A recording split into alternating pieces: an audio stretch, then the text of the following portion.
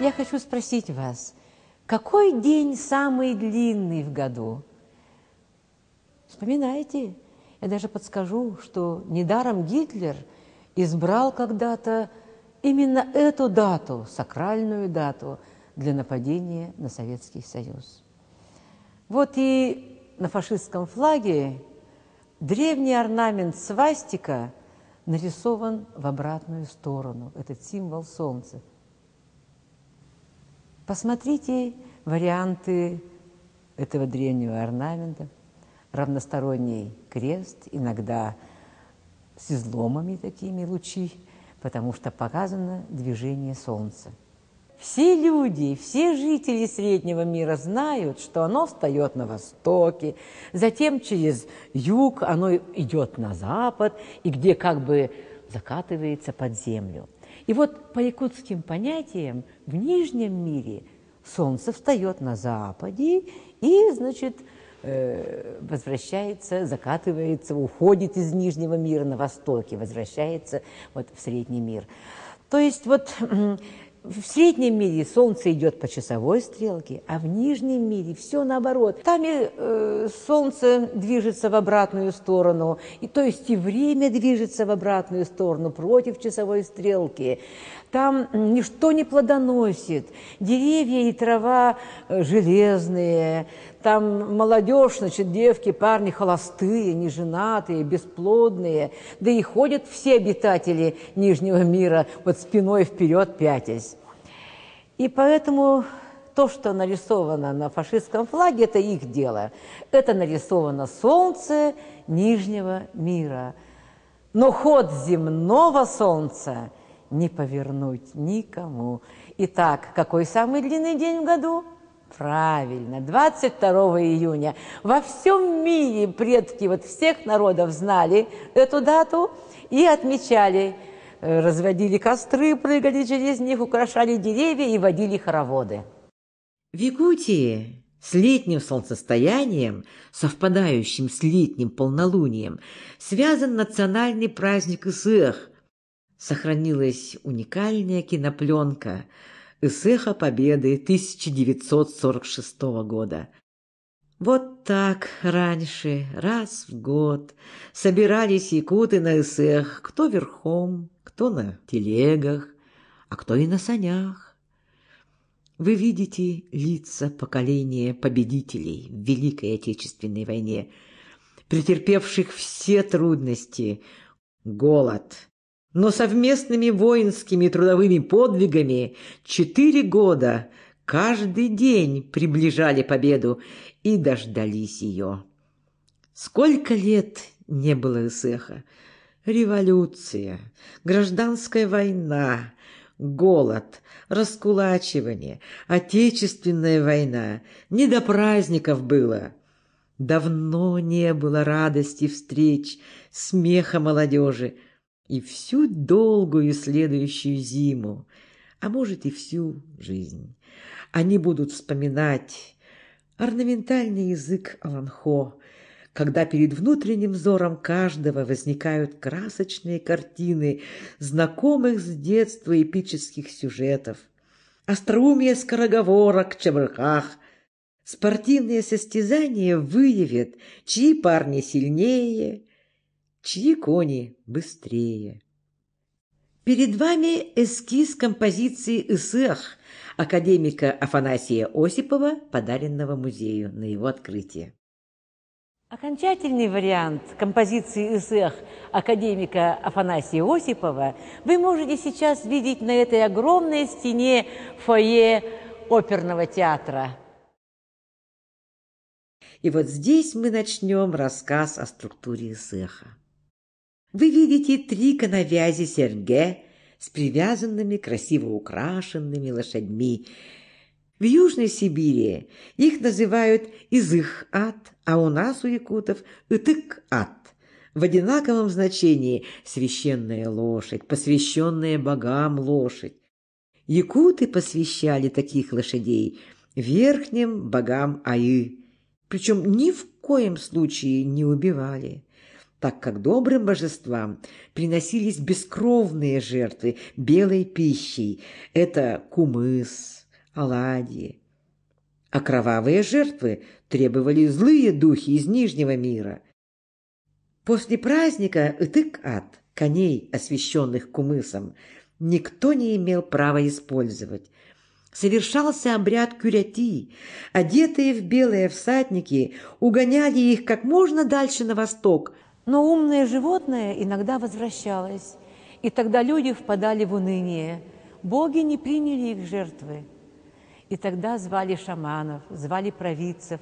Они из снов узнавали, что послали-то, оказывается, не ту лошадь, не той масти. Дело в том, что у каждого божества была своя определенная масть лошадей. И вот находили вот описанную провидцами во всех подробностях окраса этой вот масти, там или определенные какие-то пятна должны были быть, не только цвет, вот, и находили такую лошадь и отправляли снова на восток. Так, в диком состоянии, на свободе они и жили, с длинными гривами, неподрезанными хвостами, до своей естественной смерти. Так и сохранился генотип якутской лошади. А якутскую породу коров, дававших в день немного, но сверхжирного молока, фактически сливки, из-за необходимости выполнения социалистического плана в советское время всю извели скрещиванием. Руководителем праздника обычно был пожилой мужчина, знающий традиции. И вот на картине, изображающей советский эсэх, его одежда неправильна. Он должен быть в длиннополой, расстегнутой женской шубе и в высокой ритуальной женской шапке джабака, надетой обязательно на бикрень. Спросите, почему? Никто не знает. Но вот в одном из Аланхо есть место, где герой поет, обращаясь в верхний мир, произнося адресату следующее: «Я специально надеваю шапку на бикрень, чтобы показать тебе направление своих мыслей». То есть в любой культуре есть акциональный код, вот по обычаю делать именно так, как положено, даже порой не понимая смысла, но продолжая традицию. Иногда удается, вот как только что, расшифровать логику какого-либо действия. Необычность женской одежды на мужчине, исполняющем молитвенный ритуал белого шамана, свидетельствует о том, что женский шаманизм древнее. Богов через огонь обычно кормила женщина и молила их о благополучии семьи, а жрец-мужчина просил о благополучии всего народа. Корнем слова «эсэх» является глагол «ыс», означающий «брызгать». Белый шаман кормил огонь брызгами кумыса, даже была специальная ложка, а также конскими волосками из гриф разных лошадей.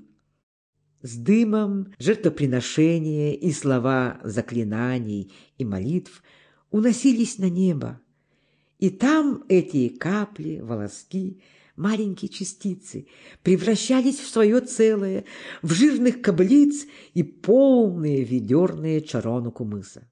Эсэх – это старый Новый год якутов. Почему? А вот почему. В хозяйственном календаре скотоводов, а якуты – это самые северные скотоводы, кончался большой трудный период – зима, и начинала расти новая трава, и весь ритуал был направлен на то, чтобы испросить у божеств хороший травостой. Жрец в песенной форме обращался к божествам, к духам-хозяевам местности, трав, деревьев, заклиная дать хороший травостой, чтобы собранное сено позволило скоту благополучно перезимовать следующую зиму. И если появлялось облачко или пролетала белая птица, то это был хороший знак. Вы видите круговой ритуальный танец асохай. В вилюйской группе районов сохранилась традиция вступления к асохай. Приглашение поется в стиле протяжного пения джебо с колысахом, специфическими фальцетными призвуками. А с зачина агокай дыр агокай, эекай дыр агекай вот начинается импровизация основной части кругового танца шагом. Заметьте, левая рука сверху, правая снизу. Левая нога впереди, то есть круг двигается влево по часовой стрелке. Сначала темп медленный, хамаинку, танец шагом. За 4 шага поется мелодическая строка-стих. У каждого запевалы своя, как бы личная мелодия в стиле Дегарен. Обычно запевала к завершению своего выступления ускоряет темп. Эта заключительная, быстрая часть называется катюнку, танец с прыжком. Обычно все удивляются культуре стихосложения японцев, в которой каждый может сочинять в стиле хайку или танка 3-5-строчные стихотворения. Но не менее удивительна импровизационно-поэтическая культура круговых танцев народов Сибири. Вот, например, на эсэхе каждый из запевал может в течение получаса импровизировать на выбранную тему, а то и больше. И вот на моей памяти аллитерированным стихом один из участников Великой Отечественной войны описывал 22 июня 1941 года. Себя молодым описал, расцвет природы, и вдруг о начале Второй мировой. Второй и третий, и другие участники, старики, на том памятном для меня эсэхе в Сунтаре, описывали битвы под Сталинградом, под Москвой, и как падали рядом их друзья разных национальностей и желали, чтобы никогда больше не было войн. А другие описывали песенно рост березы, с момента падения семечка на почву, его набухание от живительных соков земли, прорастание первого корешка и маленького ростка и так далее, до полной картины березы, как мирового древа. Респонсорный тип пения. Один запевает, все хором повторяют. О самом повторе можно сказать следующее.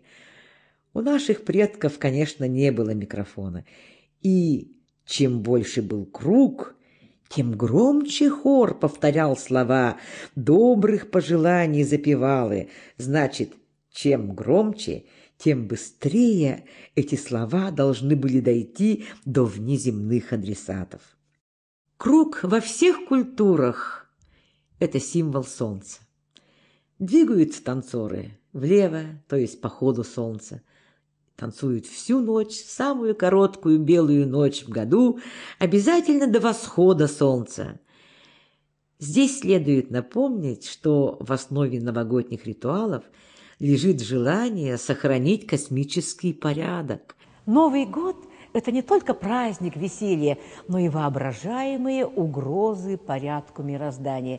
И вот чтобы не наступил хаос, и поэтому и существует столько ритуалов во всех календарных главных праздниках. И Новый год мы все накрываем ломящийся от яств праздничный стол.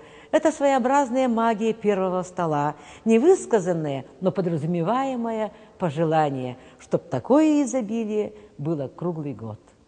Магией кругового движения, танца люди как бы подсказывают солнцу его извечное направление. Поэтому и танцуют до рассвета, чтобы торжественно встретить солнце в новом году, продолжающего свой вечный путь, даря жизнь на земле.